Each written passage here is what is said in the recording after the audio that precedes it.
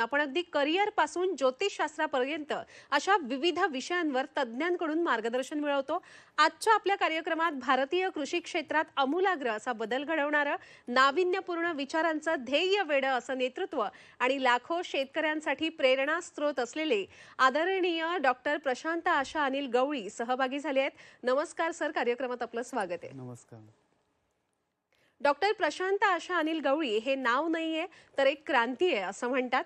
कृषी क्षेत्रात नाविन्यपूर्ण असे प्रयोग, आधुनिक तंत्रज्ञानाचा समतोल वापर आणि शाश्वत शेतीचं भविष्य घडवणारं एक दूरदर्शी असं नेतृत्व अशी त्यांची ओळख आहे। 10 वर्षांहून अधिक काळ त्यांनी शेती, कॉन्ट्रॅक्ट फार्मिंग, कृषी व्यापार आणि आधुनिक सिंचन प्रणाली यात उल्लेखनीय कामगिरी केली आहे। त्यांच्या या अतुलनीय योगदानाची आंतरराष्ट्रीय स्तरावर देखील दखल घेण्यात आली आहे। 2025 मध्ये डॉक्टरेट इन ॲग्रिकल्चर इंडस्ट्री या प्रतिष्ठित अशी ही पदवी त्यांना प्रदान करण्यात आली। तसंच भारत निर्माण योगदान अवॉर्ड 2025 मध्ये बेस्ट ॲग्रिकल्चरल अवॉर्डने त्यांना गौरविण्यात आलं, त्यांना सन्मानित करण्यात आलं। खरं तर आजवर अनेक अशा विविध मानाच्या अशा पुरस्कारांनी त्यांना सन्मानित करण्यात आलेलं आहे। चला तर मग आजच्या कार्यक्रमात आपण त्यांच्याशी चर्चा करूया। सर, एक कृषी क्षेत्रात क्रांती घडवणारं असं व्यक्तिमत्व आपलं आहे असं लोकच म्हणतात, शेतकरी म्हणतात।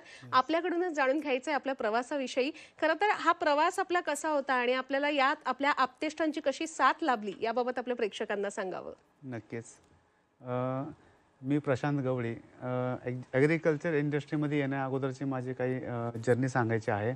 कारण मी प्रॉपर सोलापूरचा, सोलापूरमध्ये शेती वगैरे कोरडवाहू म्हणजे जिथं काही पाण्याचे खूप मोठे प्रॉब्लेम होते आणि त्या काळामध्ये मी लहान होतो घरामध्ये, आई आणि मी ज्यावेळेस आम्ही इकडं पुण्यामध्ये आलो त्यावेळेस वडिलांची पूर्णपणे जॉब गेल्यामुळे सिटीकडे वळलो आम्ही आणि त्याच्यामध्ये आल्यानंतर आमच्याकडे काही नव्हतं। त्यावेळेस जिम्मेदारीचं ओझं माझ्या अंगावर होतं, कारण की दोन्ही बहिणीचं लग्न झालं होतं आणि त्याच्यानंतर मी काय करायचं ठरवल्यानंतर मी एक मेडिकलमध्ये जॉबला होतो। जॉब करत असताना खूप साऱ्या अडचणी आल्या, किंवा जॉब करत असताना कमी पगार, खर्च जास्त, त्याच्यातनं पण कॉलेज पण करायचं आहे, शिक्षण पण घ्यायचं आहे। हे जिम्मेदारीचं करत असताना एक लक्षात आलं की आपण जॉब करून कधी मोठं होऊ शकत नाही। मग करायचं काय? मग व्यवसाय करायचा आहे। पण ज्या इंडस्ट्रीत मी जॉब केला त्याच्यामध्येच माझे मित्र आहेत जे बी-फार्मचे होते आणि मी बी-फार्म नव्हतो, पण एकत्र येऊन आम्ही मेडिकलमध्ये सुरुवात केली। माझं शिक्षण BA झालेलं आहे। फक्त माझा त्यातलं काही अनुभव नव्हता। आणि विषय काय होता BA ला? BA ला माझं हिस्ट्री होती पूर्ण। हां, इतिहासच माझ्याकडे होता आणि ते शिक्षण म्हणजे काय, शेवटी व्यवसायामध्ये त्याचा उपयोग होतोय का नाही माहीत नाही। हो, आणि असं म्हणतात ना की जो इतिहास वाचतो तोच इतिहास घडवू शकतो। इतिहासाचा अभ्यास करून आज तुम्ही अनेक जणांना रोजगार उपलब्ध करून दिलाय। अगदी। आणि ते करत असताना जर्नी होत गेली आणि मेडिकल स्टार्ट केलं। 4 ते 5 वर्ष मेडिकल आम्ही सांभाळलं देखील आम्ही मिळून सर्व ग्रुपने। पण कमी पैशाच्या अभावी मेडिकलसुद्धा मला पूर्ण करता नाही आलं, कारण की कॉम्पिटिशन खूप हेवी होतं। कमी पैशाच्या अभावी मला ते पुढे नाही नेता आलं। मग काय करणार? मग ह्या जर्नीमध्ये पैसे कमी, मेडिकल इंडस्ट्रीमध्ये पण करता नाही आलं। मग आता ॲग्रिकल्चरमध्ये काय करता येईल? मग मी ॲग्रिकल्चर इंडस्ट्रीकडे वळलो, एवढ्या हलाखीची परिस्थितीमध्ये पण, कारण की मला जर प्रेरणा देते तर माझी आई आहे त्याच्यामध्ये, नेहमी खंबीरपणे साथ देत गेलेली आहे। तिनेसुद्धा खूप कष्ट केलं, ते माझ्या डोळ्यासमोर आहे। आणि त्याच जर्नीमध्ये मी माझ्या आईमध्येच मी स्वामींना पाहतो नेहमी, मी इन्स्पायर होतो। अशी माझी सुरुवातीची जर्नी आहे। अगदीच अगदीच, आईला आपण देवाच्या ठिकाणी ठेवलेलं आहे।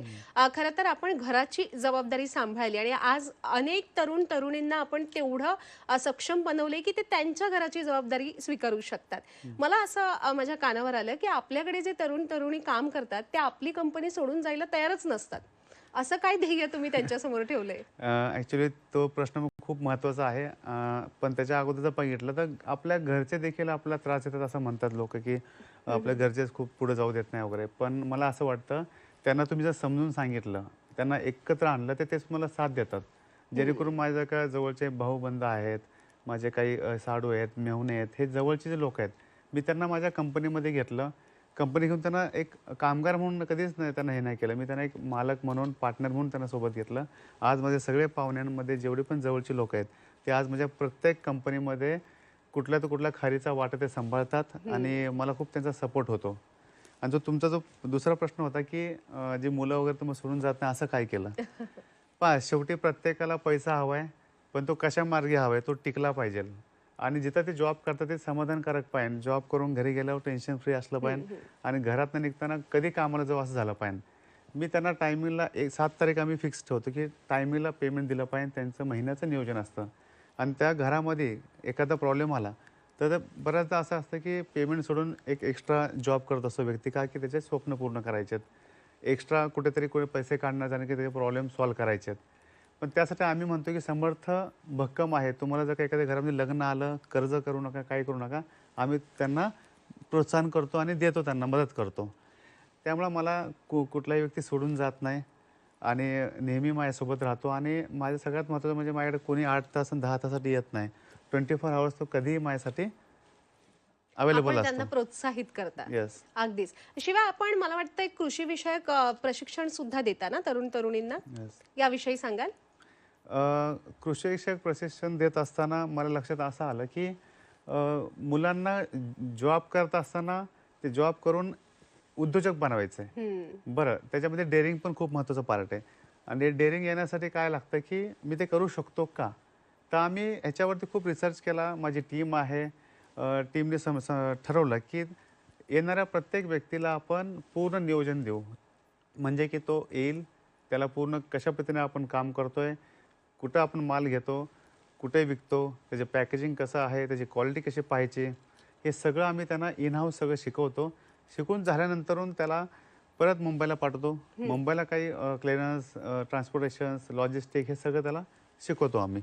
ते शिकून झाल्यानंतर ना त्याला बाहेर देशामध्ये जरी जायची गरज पडली, तर आम्ही त्याला पूर्णपणे व्हिसा वगैरे सगळं काढून त्याची राहायची सोय करतो, जेणेकरून त्याची गैरसोय होऊ नये. बऱ्याचदा भीती असते, एक्सपोर्ट करायचं आहे, उद्योजक बनायचं आहे, पण ते कसं करायचं?